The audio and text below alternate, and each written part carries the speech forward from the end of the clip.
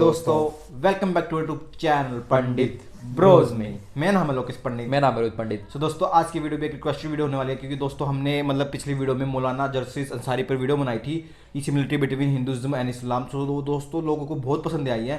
तो दोस्तों जो आज की वीडियो भी इसी से रिलेटेड होने वाली है, और उसका टाइटल है मुस्लिम मौलाना रामायण के बारे में क्या कहा, वाल्मीकि रामायण हिस्ट्री बाय मौलाना जरसीस अंसारी। चलिए दोस्तों, मिलकर इस वीडियो में ऐसा क्या खास है। उससे पहले दोस्तों, अगर हमारे चैनल पर नहीं तो प्लीज सब्सक्राइब करें। और दोस्तों चलिए वीडियो शुरू करते हैं। स्टार्ट। हिंदू धर्म में तो इतना पर्दा है कि वाल्मीकि जी की रामायण अगर आप पढ़ेंगे तो उसमें यहां तक लिखा है कि रामचंद्र जी की पत्नी सीता का जब हरण हुआ और रावण लेके जब भागा, तो हनुमान और लक्ष्मण जब तलाश करने के लिए गए तो सीता जी बड़ी चालाक थी। कहीं चप्पल फेंक गई, कहीं नथुनी फेंक गई, कहीं दुपट्टा फेंक गई, कहीं ताकि मेरे लोग मुझे ढूंढ पाए, कहीं कड़ा फेंक गई। हनुमान एक एक चीज, ये चप्पल किसकी है? लक्ष्मण कहते मेरी भाभी की है, सीता की। चलो इसी रास्ते से ले गया। और आगे के दुपट्टा मिला, ये दुपट्टा किसका है? कहा ये दुपट्टा भी मेरी भाभी का है, सीता का। चलो और आगे चलो, इसी रास्ते से लेकर गया। और आगे बढ़े, एक एक चीज हनुमान जी देते गए और लक्ष्मण पहचानते गए। लास्ट में नाक में पहनने वाली नथुनी मिली, नथुनी। तो हनुमान ने कहा ये नथुनी किसकी है? जल्दी से लक्ष्मण ने कहा अरे यार हनुमान जी, ये नथुनी नहीं मालूम है, ये शायद मेरी भाभी की होगी। हनुमान ने कहा सारी चीजें पहचान गए, नथुनी कह रहे होगी। तो इंटरेस्टिंग हनुमान जी के इस प्रश्न पर क्या जवाब दिया लक्ष्मण ने? हनुमान जी, ये नथुनी अगर मेरी भाभी की थी भी तो मेरी भाभी नाक में पहनती थी, इसलिए मैं नहीं पहचान पा रहा हूं, क्योंकि मैंने आज तक अपनी भाभी का चेहरा नहीं देखा। कितनी बड़ी बात। क्यों? कह रहे वो मेरी भाई की पत्नी है सीता, मेरे भाई की राम की पत्नी है। रिस्पेक्ट करते हैं वो, आंख उठा के देखते नहीं अपने भैया भाभी को। उस पर नजर डालने वाला, उसके चेहरे को देखने वाला। गौर करो, रामचंद्र जी के भाई लक्ष्मण ने अपनी सगी भाभी सीता जी का चेहरा नहीं देखा, देवर ने भाभी का चेहरा नहीं देखा। ये हिंदू धर्म की मनुष्य आज वाल्मीकि रामायण आज तक कह रही है, आज तक ये सबसे पुरानी रामायण है वाल्मीकि की, जो 2000 साल पहले लिखी गई है। आज तक उसके अंदर ये लिखा है कि राम के छोटे भाई लक्ष्मण ने सीता का चेहरा नहीं देखा।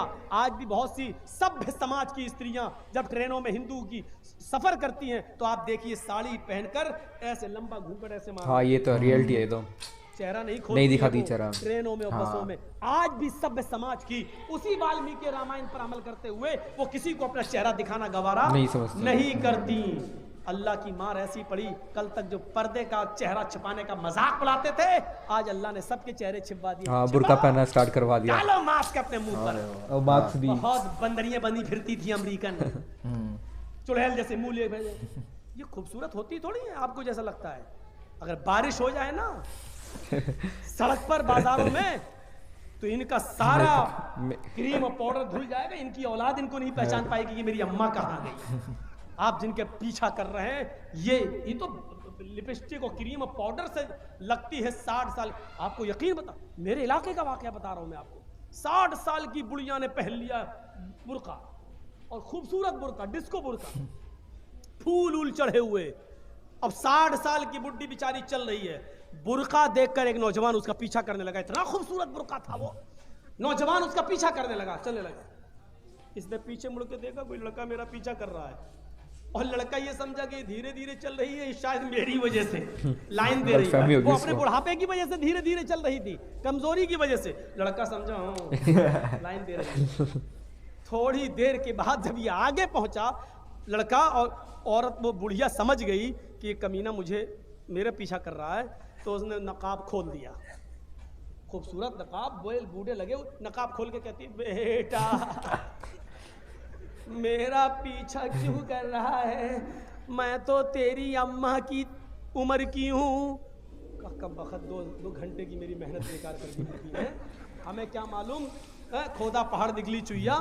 तो लड़के को भी गुस्सा आया, कहने लगा अरे अम्मा हम अपने लिए नहीं अपने अब्बा के लिए ढूंढ रहे हैं। सोचा कुछ तो कह दूं इस बुढ़िया को, इस उम्र में तू इतना खूबसूरत बुर्का पहन के जा रही है, फूल सजे हुए। लड़का सोचने लगा जब बुर्का इतना खूबसूरत है तो बुर्के वाली कितनी खूबसूरत होगी, लगा उसका पीछा करते हैं। लक्ष्मण ने अपनी भाभी का चेहरा नहीं देखा।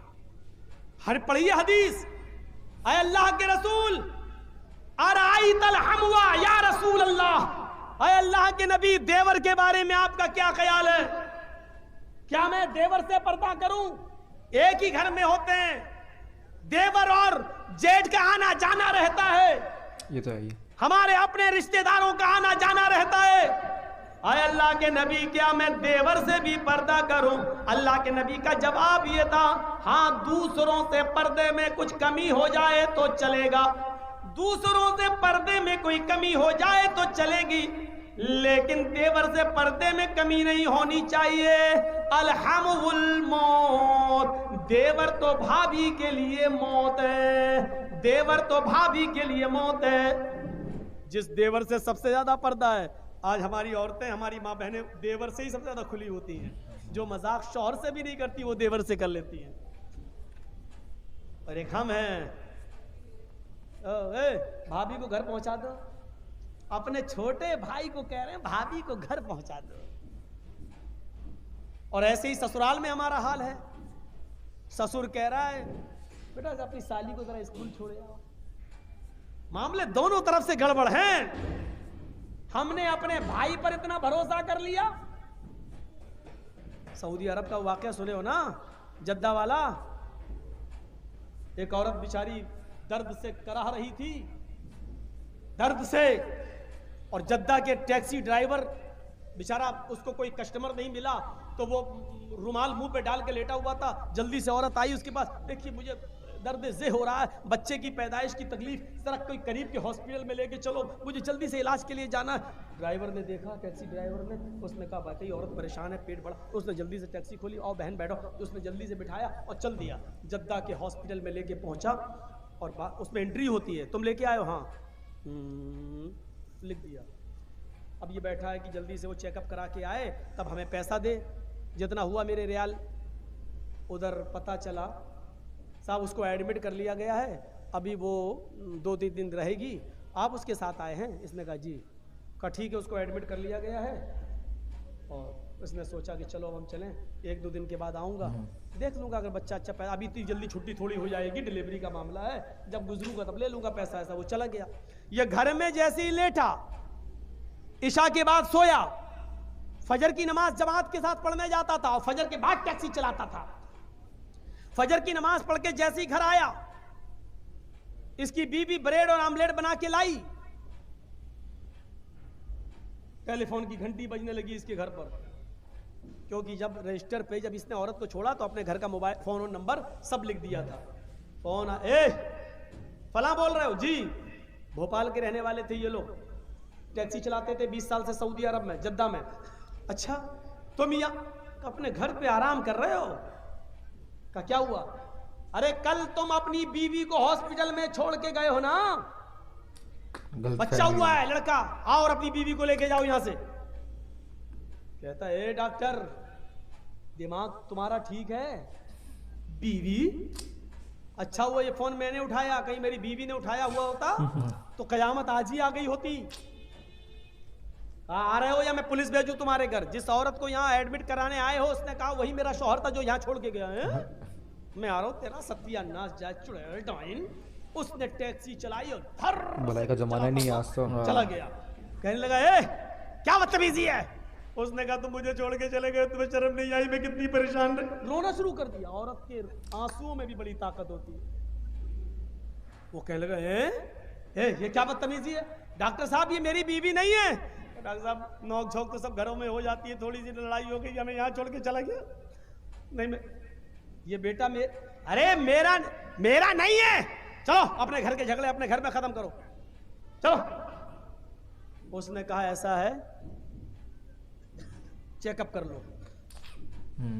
चेकअप कहा डीएनए टेस्ट करे। ये लड़का आदमी तैयार, कहने लगा ठीक है मैं डीएनए टेस्ट करूंगा। मामला इतना बढ़ गया कि डीएनए टेस्ट की नौबत आ गई। जब इसका ब्लड निकाला जाने लगा और लड़के का ब्लड, तब औरत क्या कहती है डॉक्टर साहब डीएनए टेस्ट कर लीजिए, लेकिन मशीन कभी कभी गलत रिपोर्ट भी दे देती है। अब ये आदमी चिल्लाते हुए कहता चुप, गलत रिपोर्ट दे देती है। अभी पता चलता है 2 घंटे के बाद 3 घंटे बाद जब रिपोर्ट आएगी, या 2 दिन 3 दिन के बाद, तब पता चलेगा। डॉक्टर साहब इसको यहीं रखिए, 2 दिन के बाद रिपोर्ट आएगी, मैं यहाँ हूँ। 2 दिन के बाद गया, डॉक्टर साहब क्या आया? डॉक्टर साहब ने कहा बिल्कुल गलत, ये तुम्हारा बेटा है ही नहीं, जाओ। वो औरत पैर पे गिर गई। डॉक्टर साहब मैंने कहा था ना कि मशीन की रिपोर्ट कभी कभी गलत आ सकती है। आई, अल्लाह की कसम यही मेरा पति है, यही मेरा हस्बैंड है, यही मेरा आदमी है। झूठ। डॉक्टर कहता है औरत नकले मत दिखा, चाट। ये तो इसका बेटा है ही नहीं, साफ साफ रिपोर्ट में आ गया ये बेटा किसी और का है, इसका नहीं है। वो कहने खूब रोई। डॉक्टर कहता मेरी बहन मैं तुम्हें कैसे बताऊं, इस आदमी की रिपोर्ट इतनी डेंजर है, इस आदमी की रिपोर्ट में तो ये आया है कि ये जिंदगी में कभी बाप बन ही नहीं सकता। तुम कह रही हो कि इसका बेटा ये तो बाप बनने के लायक नहीं है। अब इस आदमी का दिमाग खराब। क्या कह रहे हो डॉक्टर?